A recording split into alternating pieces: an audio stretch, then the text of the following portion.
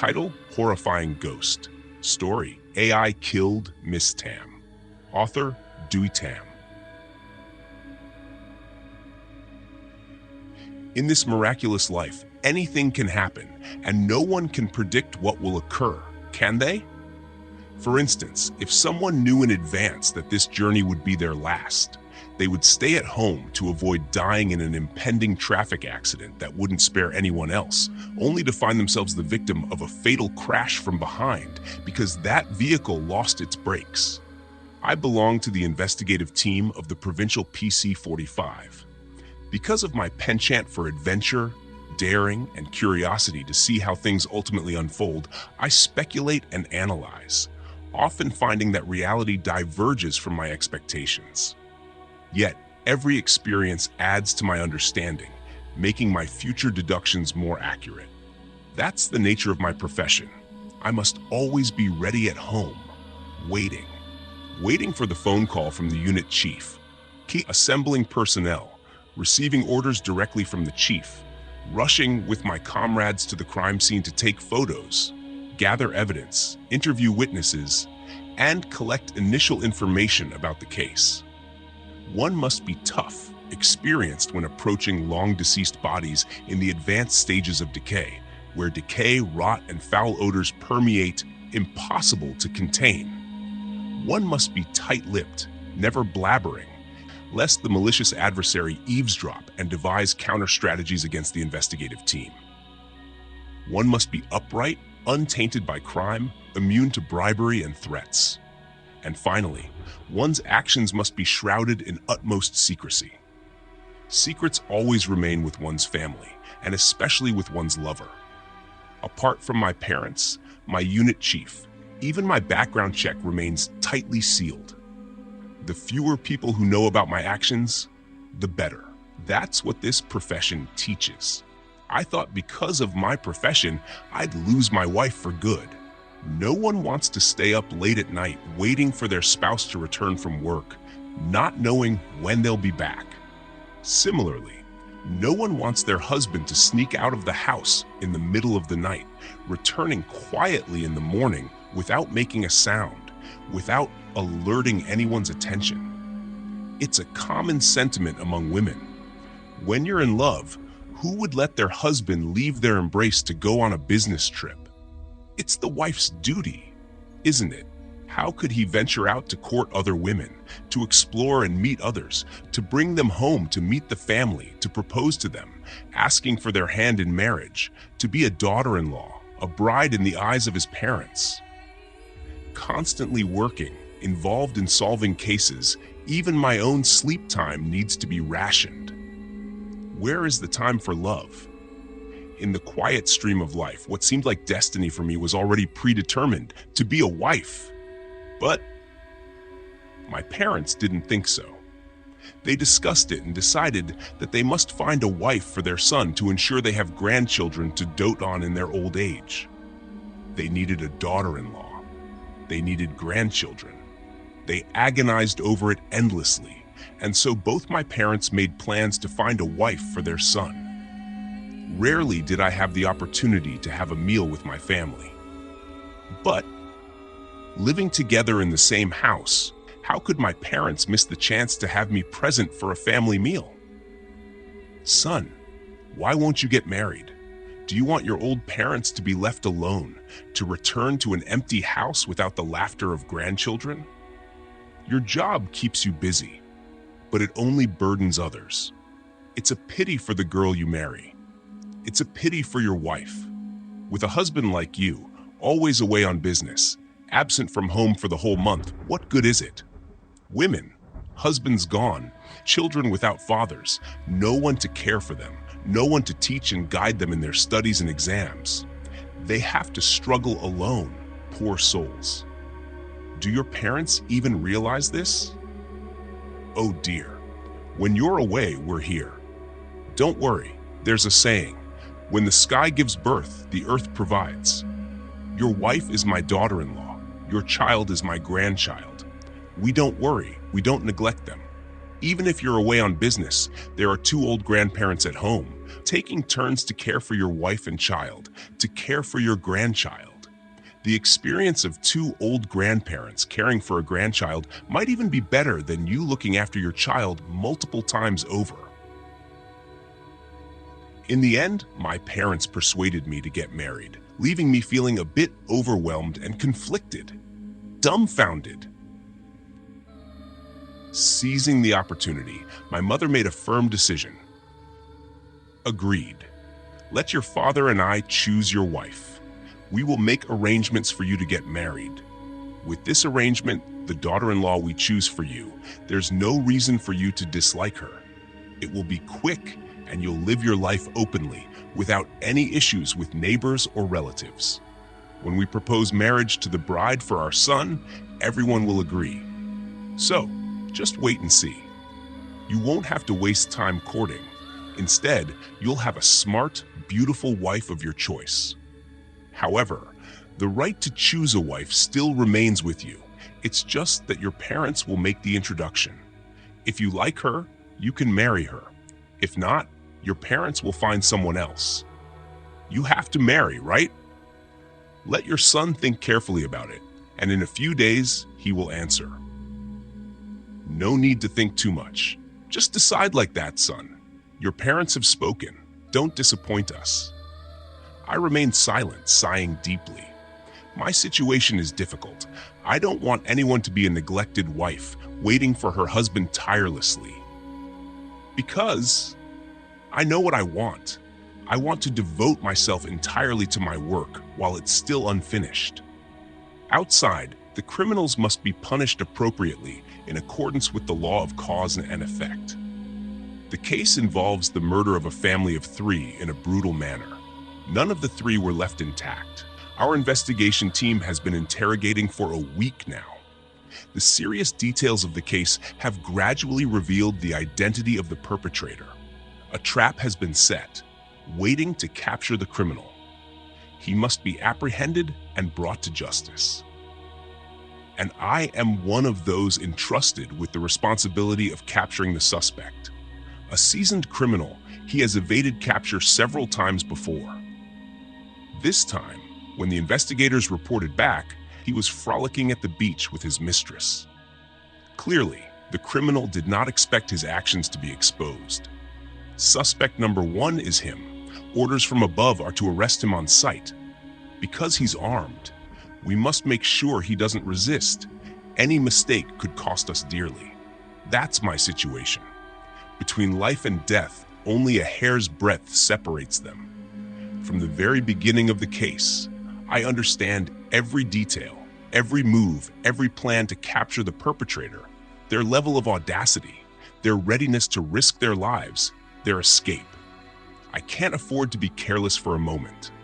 The net has closed, and the culprit has been extradited to the locality where he committed the crime. Our work doesn't stop there. We have to coordinate with our partner unit, participate in interrogations, and shed light on the case. We make the perpetrator bow their head in admission. Then, we have to participate in reconstructing the crime scene, finding the weapons used in the crime. Only then can we build a case against them in court. What is evidence? Where are the witnesses summoned to court? All the details of their crimes must be public and transparent through the reconstruction of the crime scene. We must also record videos, audio, and save disks for computers. Closing the case file, the journey of solving the case, and then spreading awareness among the people. It's also to make the public vigilant.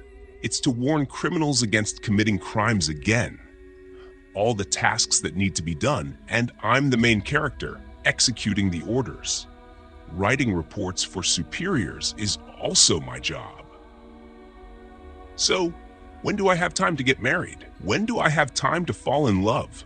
Son, your parents are secretly happy because you and Thuận agreed to let you get to know Trinh. Do you still remember Trinh? She's Thuận sister, and Chin is her younger sister. Thuận and his sister were born twins, girls. If Trinh and Chin were engaged, it would be great. Trin and Chin's pronunciation is similar, but they can still distinguish who is the older sister and who is the younger sister.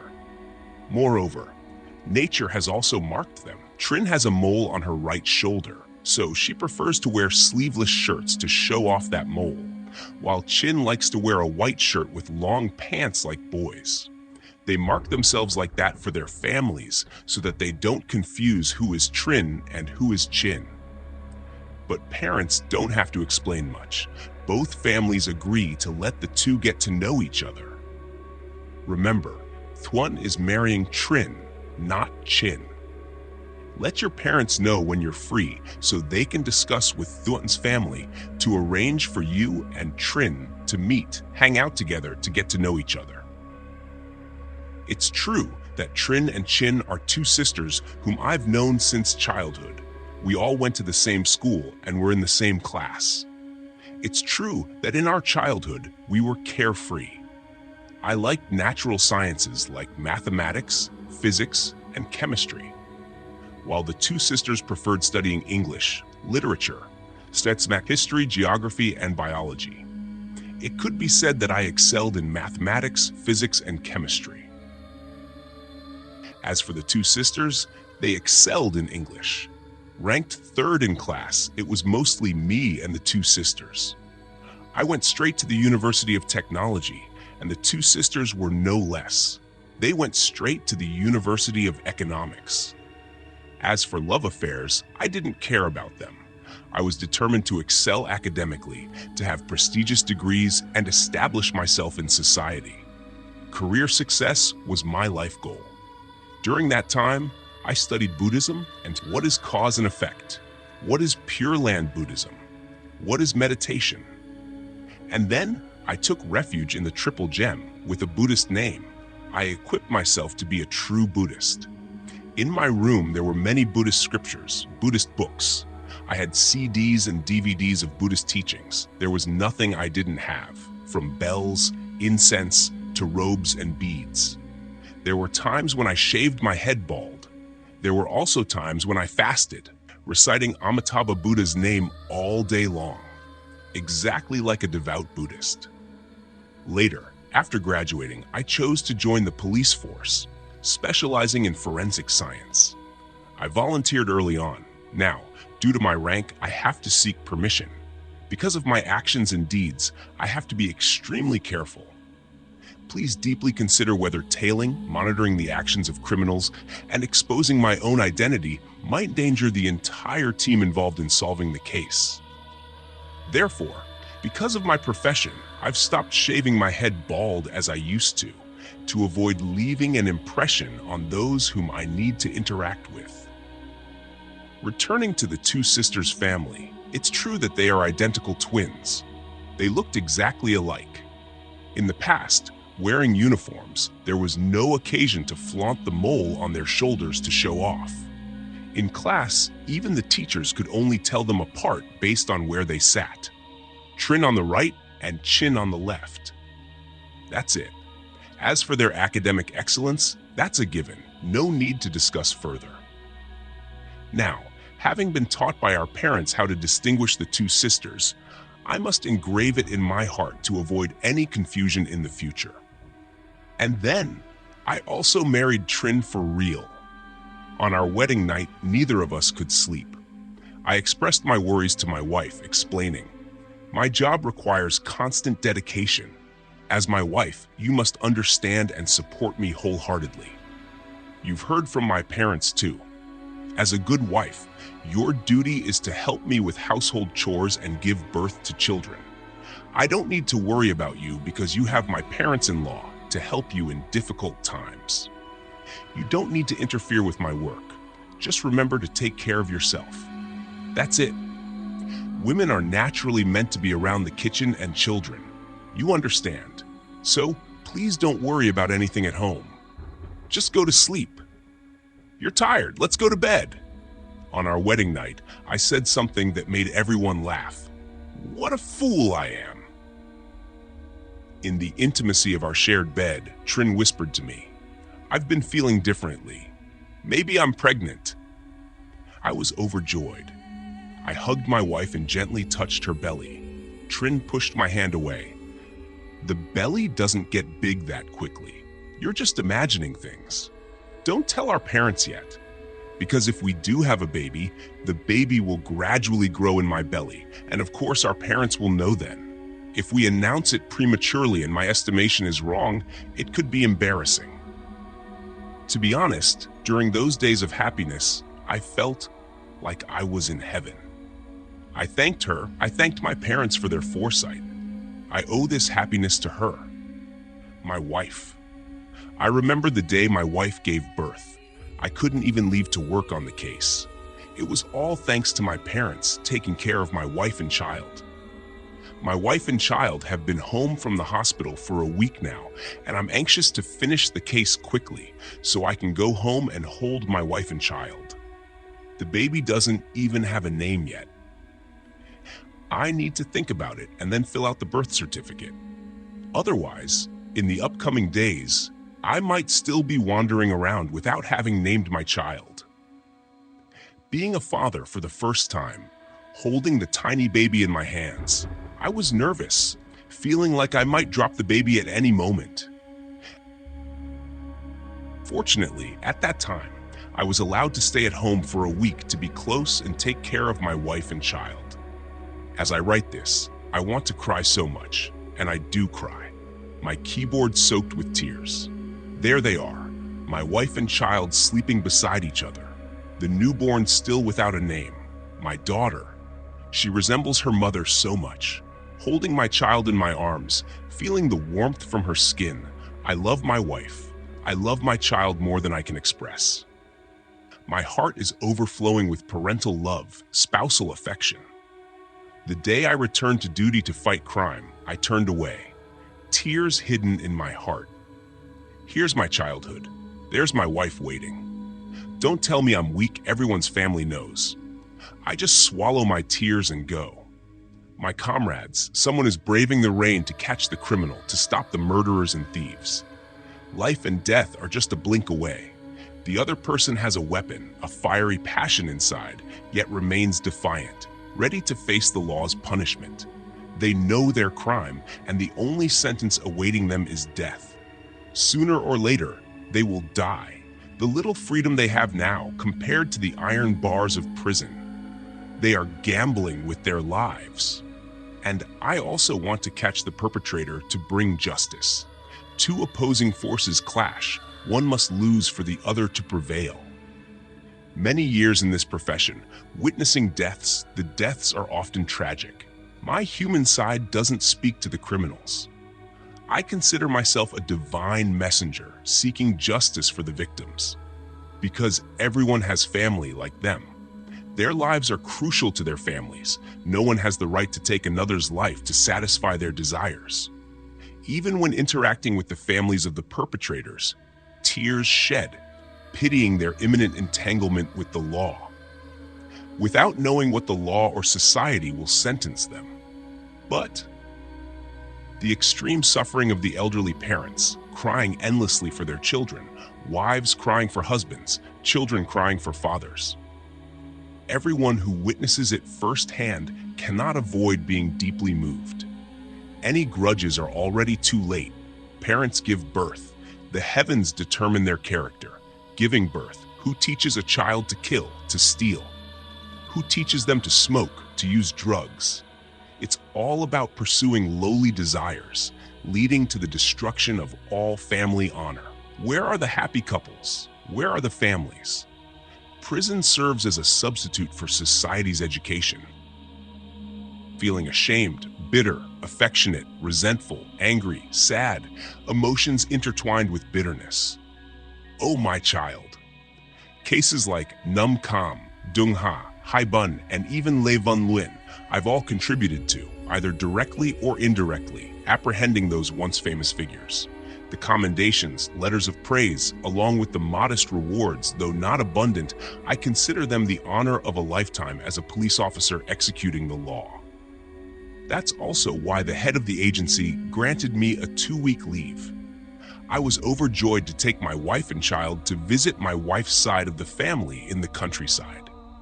Gunta has the Ninh Kiu dock, the famous Cai Rang market. The countryside has its own pleasures, albeit the place names are quite peculiar, all starting with Cai Rang, Cai Nuc, Cai Mip, Cai Von. Every step of the road traverses countless bridges, countless canals, and ditches. Every stretch of river has numerous water hyacinths, floating masses of vegetation, impeding water traffic. If, unfortunately, these masses get tangled with the boat's propeller or rudder, it's quite a hassle. But the cuisine in the countryside is different. Fruits, seafood, agricultural products, they're delicious, uniquely sweet. That's why they say specialty foods are only found in the countryside. Even a vast rice field in the Mekong Delta, as far as the eye can see, with waterlogged rice fields underfoot and flocks of storks in the sky, forming flocks so large they could easily be mistaken for clouds, providing a sight to behold for city dwellers. Somewhere a frog, a turtle splashes in the water. I say, the fresh air, tranquility, the rustic scenery, alongside a beautiful wife, an adorable child. I secretly think I'm the luckiest person alive. Trin's grandmother seems quite sprightly. She's quite adept at catching fish with her net. She commands the water droplets with skill, even more so than the group of young men who are not necessarily inferior to her. Trin's grandmother cooks. Anything she cooks tastes delicious to me, fitting my palate. Chin, Trin's sister, helps her grandmother cook. Whatever I eat, Chin also looks at me, waiting to hear if I find it tasty or not. Being twins in someone else's family, we must watch what we say, keep our mouths shut, be careful of our thoughts. Loving my wife so much, I don't want Trin to have to worry or be upset, moments spent beside my wife and child, then being absent for a whole week, a whole month. A little bit of sympathy for my poor wife, always quietly shedding tears. Someone has seen a wife with reddened eyes from crying silently. They ask in concern. The wife just smiles without saying anything, keeping the deep sorrow in her heart. That's more frightening than any display of emotions. Embarrassment and bitterness mingled within, along with affection, resentment, anger, sadness, all these emotions intertwined. Oh, my child. Those who live an introverted life like that, even offering candy to one's own husband, wouldn't dare to please the wife's heart. Wearing the traditional baba, I said, people came up with the ao baba specifically for young women like Chin. It's really splendid attire indeed. And people also came up with lipstick, powder, makeup for the faces of women. Here are the corners of the eyes, there are the lips, and there's the enchanting hair. Beautiful girls captivate young men, all thanks to the simplicity, modesty, and authenticity that made them fall in love without even realizing it. Beautiful girls with the intellect, knowledge like Chin and her sisters, are very rare in this countryside. Therefore, alongside a cohort like Chin, I see in them a radiant, admirable gaze. Their manner of speaking, avoiding, their tone of voice is slightly different when conversing with each other. Trin's grandparents inherited the three-gabled house, the two wings in the style of their forebears, although their children and grandchildren in the affluent city have enough food and savings for generations to come. Many times, my wife's parents have suggested demolishing and rebuilding with more floors, more amenities, but the grandparents always refuse. They only want to renovate for stability, stubbornly so. And so, my wife's parents have to abide by the wishes of the two grandparents. Just the restroom, the bathroom, was newly built, easily demolishing the outdoor bathing area with the bamboo bridge. It's really inconvenient, but it had to be convincing, with enough reasons, for the grandparents to let the workers demolish the old tradition and build anew. The newly built restroom, bathroom, grandly matches the ordinary houses of the common folk. Needless to say, the inside of that restroom and bathroom, with the accompanying amenities, is quite okay. Wherever you go, the electric lights shine brightly, even at those 2 rooms all night long. Indeed, the rich are different. The sky darkens gradually. Taking my shorts and towel, pushing open the bathroom door, which always had the lights on brightly throughout the night. I shivered. In front of me was Chin's naked body. She was bathing. Scared stiff, she raised both hands to cover her modesty. Terrified, I turned away and rushed back to my wife in my room, leaving her there. I just left her like that and went to sleep. The next morning, I hinted to my wife to return to the city immediately. Trin asked in confusion, "You were having fun. Why did you come back so early?" "Just because I wanted to come back, that's all. You and the kids hurry up and pack so we can catch the early bus." "Wherever you go, I'll follow you." "Wherever you go, I'll follow you. Help me pack everything into the suitcase. Don't forget anything. We don't want to realize we've forgotten something after we've already gone too far and have to come back to get it, wasting time." "Oh, have you checked to make sure you didn't forget anything? Remember to say goodbye to Grandma before we leave. Wait for me to finish in the restroom, then we'll leave." At the door, Chin bid farewell to my wife and me again.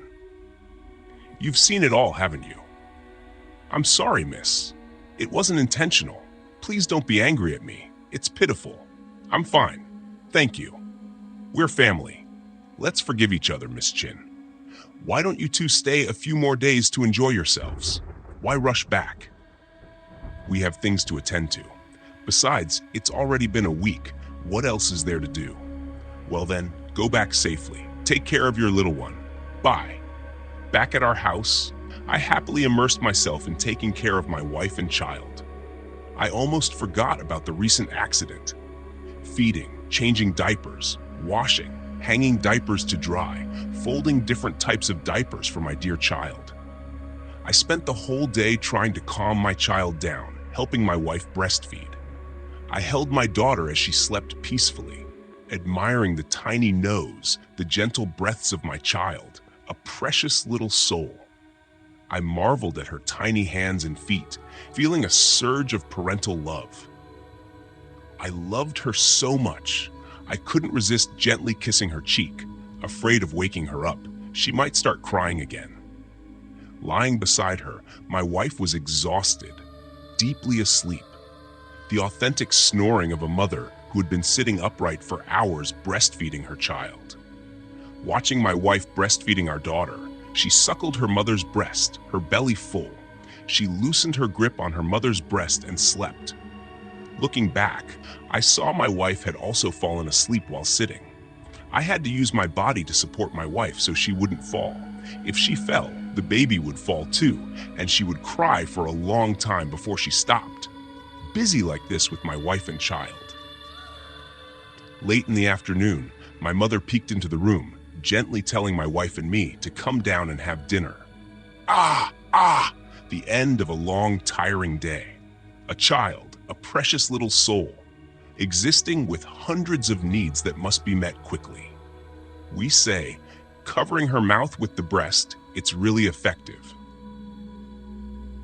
But if you want to have breast milk for breastfeeding, you have to painstakingly roast black beans, then cook them as if boiling them, and use the water for your wife to drink instead of boiling water. You have to buy pork leg to stew, lean meat marinated in pepper for the mother to eat to produce milk for breastfeeding. There are many ways to prepare food to ensure breastfeeding for your wife. From the thousands of experiences I learned from the mother, I did everything myself to express my intentions to my wife. People often say, a newlywed husband is indeed fearful of his wife. Whatever my wife says, I obediently follow. I don't dare to have any different opinions. In everyday life, no one dares to argue with me, but when I go home, I don't dare to argue with my wife. I just can't stand my wife's nagging. The relationship between husband and wife is meant to last 100 years.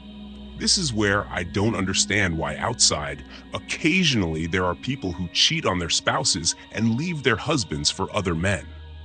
And then the ending is absolutely horrifying. That's because they don't really love each other. Relationships are easily broken because there is no real bond between them. Just like my brother, who takes care of his wife during childbirth, showing so much love for his wife and child. Where did the idea of adultery come from? Look, the child is still so young. Wherever I go, I always have to come back to repay my debt to my comrades, the people I've trained tirelessly. Going on missions, in the theater of war, gets bitten by mosquitoes, itchy all over, but can't even breathe heavily, let alone talk about raising your hand to slap mosquitoes. I know everyone's temperaments, living conditions. I love my comrades, and they love me too. When someone rushes to rescue me, regardless of the danger to their own lives, people, even those as tough as nails, with hearts of stone, still have hidden compassion. It's because of this strong bond, our wholeheartedness towards each other, that despite facing so many tragedies, so many unsolvable problems, we still continue to fight. Isn't it because we have this brotherhood bond at home? If something happens to them, how can I stay indifferent? If I get into trouble, they all rush to help, wherever it is. My grandmother passed away a few days ago. There are only a few more days until my grandmother's death anniversary. Can you help us move the altar for the ceremony? I've been undecided all day about what to do. Knowing my brother's cunning, shrewdness, and intuition, several times he saved me from certain death. It said to me, "You can confidently ask the boss for permission to leave for tomorrow's ceremony. The situation here, let us handle it. Can't the five of us catch that rascal? If he comes back home tonight, I am determined to catch this guy alive." The boss just received my message, and he replied succinctly, "Okay." Bright and early, I hit the road, catching a ride back home in a hurry. Especially grateful this time, not easy to put things back together again. So I carried the bags, big and small, all by myself, to free up my wife's hands to carry the baby. At the Western bus station, buy tickets to go to Banh. Banh province in the east borders the East Sea. The coastal area of Banh province stretches about 65 kilometers long. My family is in Binh district, very close to the East Sea. Banh is famous for its coconut trees.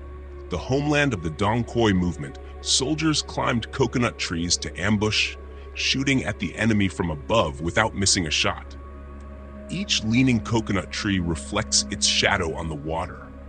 Banh beaches, especially in Binh district, have sand rich in silicon, which can be processed into mirrors for people to use.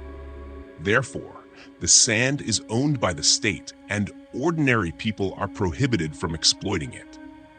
Chin and her daughter are carefree, not busy with anything, so Chin went to her grandfather's house to play one day before. When the aunt and niece met, Chin said to my wife, "I'm very thorough in washing, and I even sterilize and disinfect thoroughly. Can you hold the baby for me?" "You know I can't hold the baby, so just put my child in my bag and I'll carry it, okay?" The two sisters burst into laughter, making me tear up. During the COVID season, the only relatives in the house are grandfather, my wife and I, Chin and my wife's parents. Each of us goes on separate trips. No one travels together. Unexpectedly, Chin whispered to me, "Brother-in-law, I miss you." I widened my eyes. "Oh my, this girl. Seriously, I miss you." I whispered just loud enough for Chin to hear. "You're too wicked, Chin. I'm not kidding. I'm serious." I whispered to Chin, "You're truly a demon.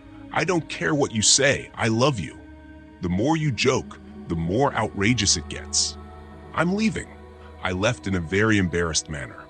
But Chin didn't let go. She said to follow me. Seriously, the gathering was small, but my mother-in-law and Chin made a lot of dishes, too much to finish. But sitting next to me, My wife ate and drank freely, seeming very pleased with the taste. Heavy with worries, I couldn't swallow much of the specialties of the Mekong Delta, which my mother-in-law deliberately cooked to show off to her son-in-law. My wife filled my bowl with the dishes she liked, and I just ate and drank casually to please her. On the other side, Chin observed me silently, also not eating much. After the party, my wife and I returned to our room to admire the sleeping baby. I have a habit. Whatever I do, I have to clean up before I can sleep. I wait for my wife to bathe first, then she goes in, and when it's my turn to bathe. While I was bathing, all soapy, Chin suddenly stepped in. I've seen everything about you, and suddenly I have feelings for you. I love you. Chin came over to hug me, and I gently pushed Chin away. Suddenly, Chin slipped and fell heavily due to the slippery wet floor. She hit her face hard on the bathtub. With a thud, I jumped out of the bathtub. Oh no! Blood was pouring from Chin's face and nose. The fall was too strong. Yes, it smashed her nose bone, causing her to stop breathing immediately. I murmured to myself, "She's dead. I killed Chin." Things happened too quickly, leaving me stunned and horrified. She's dead. In my mind, I thought quickly. There was no way I could let Chin lie there like that and delay getting help. I quickly found Chin's clothes, took them off, and threw them outside the door. I hurriedly put clothes on Chin, as well as on myself, regardless of being covered in soap. I couldn't even focus on cleaning myself properly. I let myself sit down heavily, leaning against the wall. The turmoil of thoughts had to figure out what to do now. Instinct, experience in solving cases told me to preserve the crime scene, inform everyone, then turn myself in to the authorities. At the Bindai District Police Station, I truthfully reported all the events leading to my wife's death. That very night, the police took me back to the scene and reconstructed all the events leading to Chin's death. Of course, forensic experts, crime scene investigators, collected evidence and questioned all relevant parties while my hands were handcuffed. That same night, I was transferred to the Ben Tre Provincial Police Station. How could I possibly confess like that? Deep down, even though I didn't want to, how could I casually admit that my wife loved me, which led to a catastrophic mistake? Today's confession would be a disgrace to both families, the two sides. Considering the feelings of the newly delivered wife, how could Trin ever forgive me for the crime of being her husband's murderer? One side is a husband, the other is a twin sister. Even though it was love at first sight, the reason for love, everyone's loving heart, once in love, has to be accepted. I hide nothing from my parents, no intimacy between me, my parents, and my wife. The child is still too young. She calls my parents grandparents. Chin is the twin sister of my wife with incestuous relationships and shared bloodlines, and later how to deal with it is the only issue. I'm worthless. The law will punish me appropriately. I just plead with my parents in the days I'm away to help take care of my wife, my child, and their grandchild. I only ask for this much. The day of the trial arrived, and I saw a crowd below that included my teammates, my captain, my relatives, and my wife's family. I was prepared for the death penalty because only through death could I cleanse the deep-seated grievance in my heart. Chin died when she was still too young, before she had a husband or children. The intact virginity cloth was still there. In the past, I used to solve cases, pass judgments on others. Now, the dire circumstances have placed me at the mercy of fate. The court's verdict. After considering all mitigating circumstances, including the plea for leniency from the victim's son-in-law, also considering the defendant's past contributions as a law enforcement officer, the court hereby decrees revocation of the defendant's military rank and citizenship and no longer allowed to participate in legal proceedings. Considering the defendant's wife's plea for forgiveness for her husband, the court declares the defendant innocent. He is to be released immediately after this session. Thank you to all who attended the trial. My whole being trembled with emotion. I was acquitted, pardoned by the court. Does my conscience forgive me too? I looked around for my wife and child. Trin was standing there, holding our child, waiting for her husband. Tears welled up in my eyes. Was I crying for myself or for my wife and child? End.